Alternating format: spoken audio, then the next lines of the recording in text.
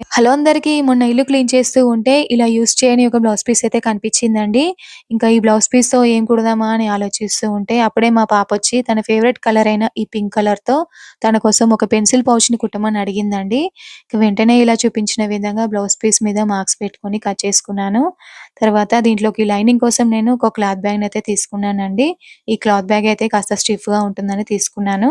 ఇలా cloth బ్యాగ్‌ని stitch చేసుకున్న తర్వాత ఒక జిప్‌ని తీసుకొని ఇలా చూపించిన విధంగా 2 సైడ్స్ కూడా జిప్ వచ్చేలాగా స్టిచ్ వేసుకొని, దీన్ని రివర్స్‌లోకి ఓపెన్ చేసుకొని, ఇలా అపోజిట్ సైడ్స్ కుట్టుకున్న తర్వాత 4 సైడ్స్‌కి 1 ఇంచ్ మార్క్ పెట్టుకొని కట్ చేసుకొని, ఇలా చూపించిన విధంగా 4 సైడ్స్ కూడా స్టిచ్ వేసుకోవాలండి. తర్వాత దీన్ని ఓపెన్ చేసుకుంటే ఎంతో క్యూట్‌గా ఉండే పెన్సిల్ పౌచ్ అయితే రెడీ అయిపోయింది. చూసారు కదా!